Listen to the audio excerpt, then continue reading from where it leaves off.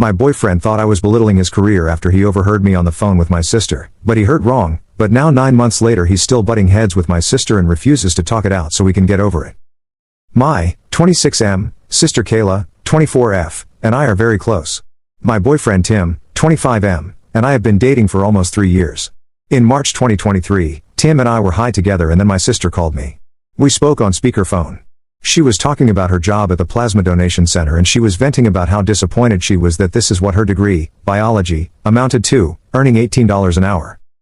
Tim overheard this, and interpreted that she was making a dig/throwing shade at him, a pharmaceutical tech.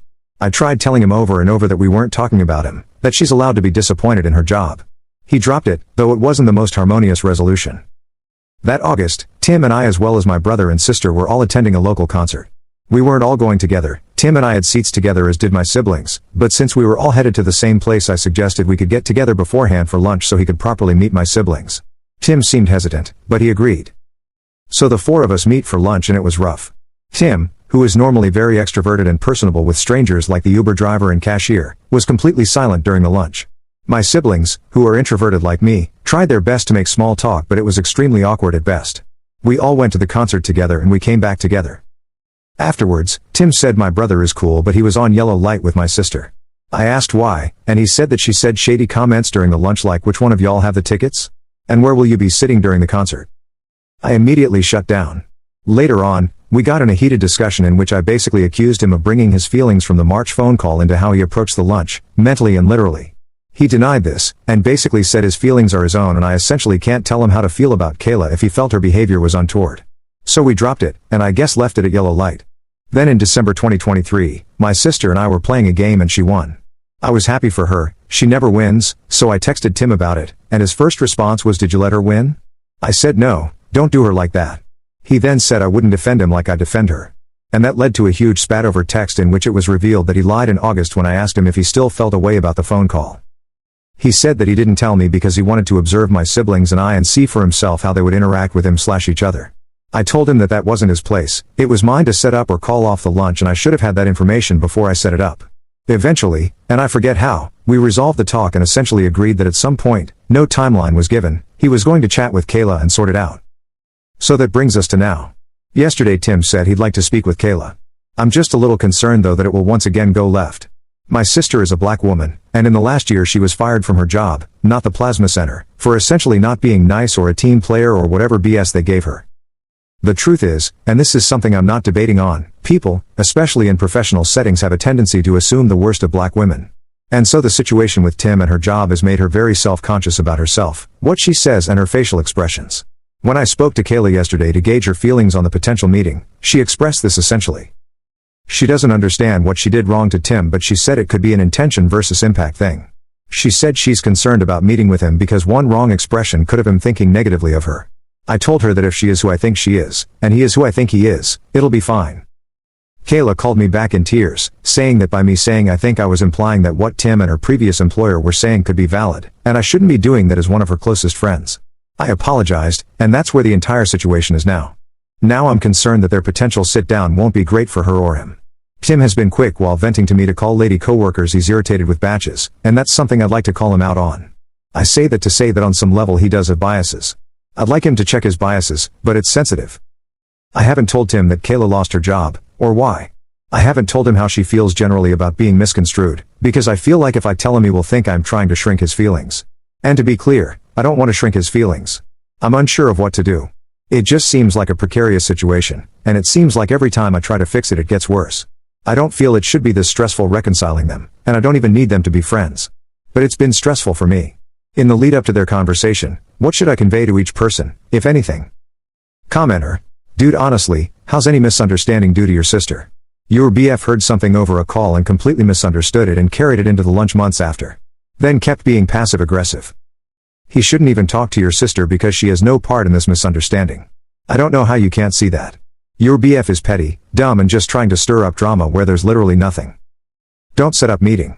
You are totally validating your BF's insane behavior at this point. Like, just read your post again and let me know where your sister had a part in entire situation with your BF. And dump him. Update. Well, I want to thank everyone who contributed their thoughts to my initial thread. Tough words, but I needed to read them, lots of wisdom that I recognized as such at the time but did not fully accept. I told Tim about my concerns with my sister. It did not go well, we ended up arguing for at least 8 hours. This culminated in him finally speaking over phone with my sister, and I was present. Suffice to say, that conversation, and the hour-long follow-up the next day, also did not go well. I mean, my sister explained she meant nothing wrong, apologized, and heard all of the words salad he had to say. But she came away with a marked impression of "if you like it, I love it" with my boyfriend, and she asked me not to call her for any more resolution talks with him.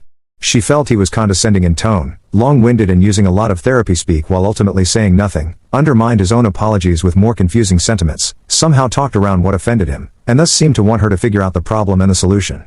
I, having heard everything he said, agreed to her request. If you'd like more details on that I can share in the comments. Even if that was a stressful-ass situation 2 years in the making, apologies were made by both parties, as well as from me to each of them. Eventually, and there were a lot more heated discussions, Tim and I got back on the same page as well. A few weeks ago, I was a passenger in the car with Tim. He had the stop sign and proceeded onto the main road, and then we got T-boned on my side. I got the worst of it, a mild concussion and a few scrapes.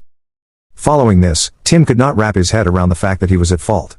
He wouldn't even say it, and he was shocked as the police charged him with failure to yield and his insurance found him 100% liable. In his mind, the other driver was speeding and she should have yielded to him. She was uninsured, which didn't help that mental process. As he was liable, I was entitled to file a medical claim with his insurance. Tim asked me not to do this, ultimately out of consideration of his insurance premiums, and he offered to pay my expenses out of pocket. This stressed me out for a couple of weeks. I couldn't pinpoint why, but ultimately I realized it was unfair of Tim to ask that of me, especially when he was responsible. It's not that I don't trust that he wouldn't pay, but it's not personal. When things like this happen, we go to insurance. If your rates go up, they go up. That's the deal we make when we go behind the wheel. I expressed my feelings to Tim, even ultimately agreeing with his out-of-pocket plan. My healthcare's handling the bulk of expenses anyway. Tim first apologized. Then we didn't speak again until the next afternoon, where Tim tried to flip it on me. He said he was being accountable, he's contesting the charge in court, I wasn't being collaborative in this process and I wasn't being considerate of all of his stresses. I ended that conversation, as I felt it wasn't productive. Then, I followed up and said sure he was being financially responsible, it's more so the emotional responsibility I'm seeking. I haven't got anything more than "I'm sorry the accident happened." Tim didn't respond to that, he just said my feelings are valid, he understands, and thanks for sharing. After that, our texts became a lot colder and more distant. We live 90 minutes apart so we primarily communicate through text. Essentially Tim either gave me the silent treatment or decided I was one of the stresses. Having my very reasonable feelings be flipped on me was genuinely one of the most jarring things ever. Here I was arguing for an hour about my feelings, and then he'll say he'll never tell me how to feel. This is also the same guy who always urges me to be vulnerable with him. It was another week of reflection for me. Tim sucks. True, I already knew that. But he really sucks. He can never be held accountable. He is always the victim. And I just had to tell myself over and over that this was not what I wanted my life to be and I deserve better. Not even just romantically. I just deserve peace. I need that. After a week of silent/low contact, Tim said he wanted to talk. I thought he was going to break up with me, and I was well and ready for it. Then he got on the phone and actually he just wanted to argue about my feelings some more, this time for 2 hours. I realized afterwards that I was arguing to convince him, and he was arguing to avoid accountability. He told me at the end of that convo that every relationship has conflict, but I realized that this isn't healthy.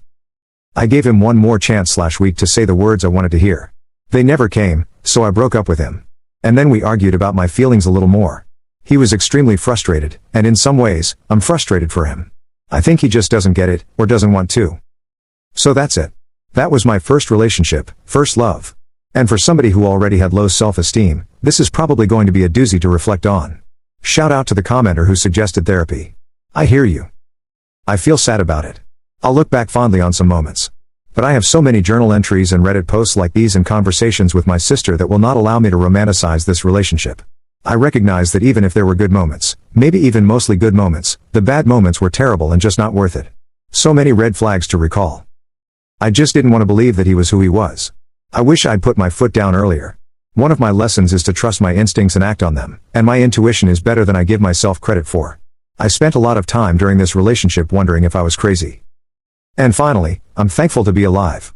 I could be dead in the grave right now and Tim would be telling my family incessantly while she was speeding. I'm here, I'm alive, I just have a few healing scrapes and headaches that are getting less intense every day. I get to move forward and meet new people, have new experiences, learn new lessons. I'm living. Commenter. I'm so glad you left him, Op.